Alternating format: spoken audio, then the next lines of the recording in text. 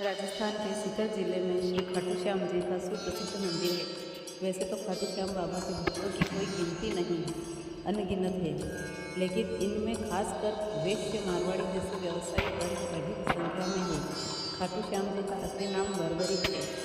महाभारत की एक कहानी के अनुसार बर्बरिक का सिर राजस्थान प्रदेश के खाटू नगर में दफना दिया था, इसीलिए बर्बरिक जी का नाम खाटू श्याम बाबा के नाम से प्रसिद्ध हुआ। वर्तमान में खाटू नगर सीकर जिले के नाम से जाना जाता है। खाटू श्याम बाबा कलयुग में श्री कृष्ण भगवान के अवतार के रूप में माने जाते हैं। श्याम बाबा घटोत्कच और नागकन्या मोरवी के पुत्र हैं।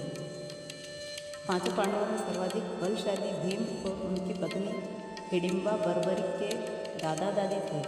कहा जाता है कि जन्म के समय बर्बरिक के बाल बब्बर शेर के समान थे, अतः उनका नाम बर्बरिक रखा गया। बर्बरिक का नाम श्याम बाबा कैसे पड़ा, आइए इसकी कहानी जानते हैं। बर्बरिक बचपन में एक वीर और तेजस्वी बालक थे।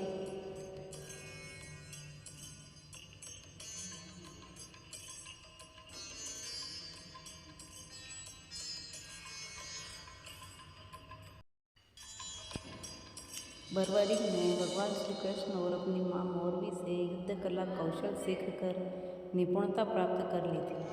बर्बरिक ने भगवान शिव की घोर तपस्या की थी, जिसके आशीर्वाद स्वरूप भगवान शिव ने बर्बरिक को 3 चमत्कारी बाण प्रदान की। इसी कारण से बर्बरिक का नाम 3 बाणधारी के रूप में प्रसिद्ध है। भगवान अग्निदेव ने बर्बरिक को एक दिव्य धनुष दिया था, जिससे वो तीनों लोकों पर विजय प्राप्त करने में समर्थ थे। जब कौरवों और पांडवों का युद्ध होने की सूचना बर्बरिक को मिली, तो उन्होंने भी युद्ध में भाग लेने का निर्णय लिया। बर्बरिक अपनी माँ का आशीर्वाद लिया और उन्हें हारे हुए पक्ष का साथ देने का वचन देकर निकल पड़े। इसी वचन के कारण हारे का सहारा बाबा श्याम हमारा, यह बात प्रसिद्ध हुई। जब बर्बरिक जा रहे थे तो उन्हें मार्ग में ब्राह्मण मिला। यह ब्राह्मण कोई और नहीं, भगवान श्री कृष्ण थे, जो कि बर्बरिक की परीक्षा लेना चाहते थे। ब्राह्मण बने कृष्ण ने बर्बरिक से प्रश्न किया कि वो मात्र 3 बाण लेकर लड़ने को जा रहा है। मात्र 3 बाण से कोई युद्ध कैसे लड़ सकता है? बर्बरिक ने कहा कि उनका एक ही बाण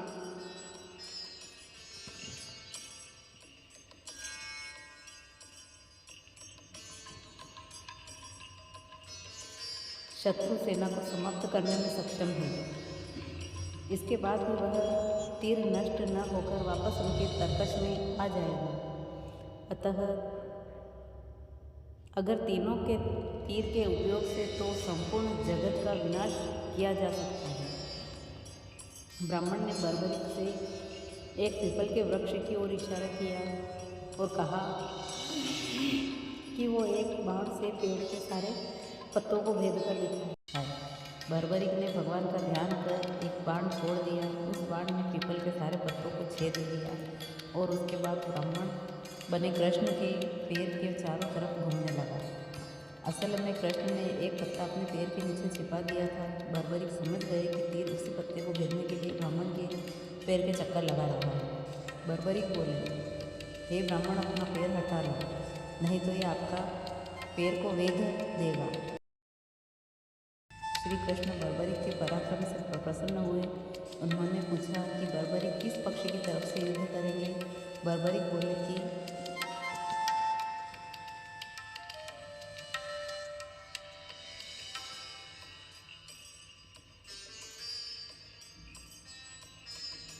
किस पक्ष की तरफ से युद्ध करेंगे। बर्बरिक बोले कि उन्होंने लड़ने के लिए कोई पक्ष निर्धारित नहीं किया है, वो तो बस अपने वचन अनुसार हारे हुए पक्ष की ओर से लड़ेंगे।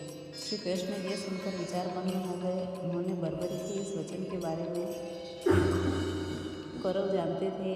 कौरवों ने योजना बनाई कि युद्ध के पहले दिन वो कम सेना के साथ युद्ध करेंगे, जिससे कौरव युद्ध में हारने लगेंगे, जिसके कारण बर्बरिक कौरवों की तरफ से लड़ने आ जाएंगे। अगर बर्बरिक कौरवों की तरफ से लड़ेंगे तो उन्हें उनके चमत्कारी बाण का पांडवों का नाश कर देंगे। कौरवों की योजना विफल करने के लिए ब्राह्मण युद्ध में कृष्ण ने बर्बरिक से एक दान देने का वचन मांगा। बर्बरिक ने दान देने का वचन दे दिया। ब्राह्मण ने बर्बरी से कहा कि उससे दान में बर्बरी का सिर चाहिए। इस अनोखे दान की मांग सुनकर बर्बरी आश्चर्यचकित हुए और समझ गए कि वह ब्राह्मण कोई सामान्य व्यक्ति नहीं है।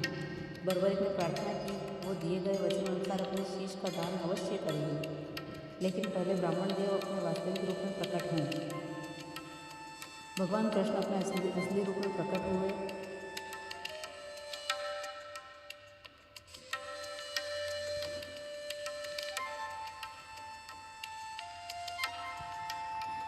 बर्बरी बोली कि हे देव, मैं अपना शीश देने के लिए वचनबद्ध हूँ, लेकिन मेरी युद्ध अपनी आंखों से देखने की इच्छा है। श्री कृष्ण बर्बरी की वचनबद्धता से प्रसन्न होकर उनकी इच्छा पूरी करने का आशीर्वाद दिया। बर्बरिक ने अपना शीश काटकर कृष्ण को दे दिया। श्री कृष्ण ने बर्बरिक के सिर को देवियों के द्वारा अमृत से सींचकर युद्ध भूमि के पास एक पहाड़ी पर स्थित कर दिया, जहाँ से बर्बरिक युद्ध का दृश्य देख सके। इसके पश्चात कृष्ण ने बर्बरिक के धड़ का शास्त्रोक्त विधि से अंतिम संस्कार कर दिया। महाभारत का महान युद्ध समाप्त हुआ और पांडव विजयी हुए। विजय के बाद पांडवों में यह बहस होने लगी कि इस विजय का श्रेय किस योद्धा को आता है। श्री कृष्ण ने कहा, चूंकि बर्बरिक इस युद्ध के साक्षी रहे हैं, अतः इस प्रश्न का उत्तर उन्हीं से जानना चाहिए। तब परमवीर बर्बरिक ने कहा कि इस युद्ध की विजय का श्रेय एकमात्र श्री कृष्ण को जाता है, क्योंकि यह सब कुछ श्री कृष्ण की उत्कृष्ट युद्ध नीति के कारण ही संभव हुआ है। विजय के पीछे सब कुछ श्री कृष्ण की ही माया थी।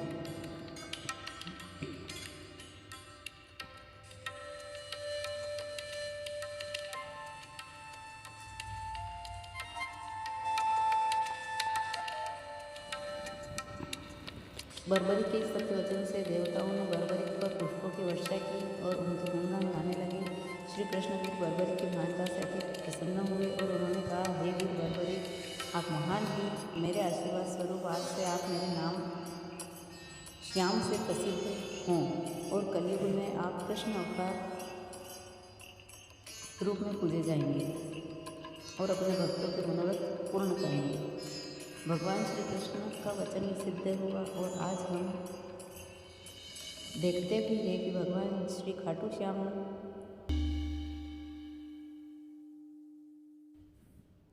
बाबा अपने भक्तों पर निरंतर अपनी कृपा बनाए रखते हैं। बाबा श्याम अपने वचन अनुसार हारे का सहारा बनते हैं। इसीलिए जो सारी दुनिया से हारा सताया गया होता है, वो अगर सच्चे मन से बाबा श्याम के नामों का सच्चे मन से नाम ले और स्मरण करे तो उसका कल्याण अवश्य ही होता है। श्री खाटू श्याम बाबा की महिमा परम्पार है। बाबा श्याम से विनती है कि इसी प्रकार अपने भक्तों पर अपनी कृपा बनाए रखें। बोलिए खाटू नरेश की जय।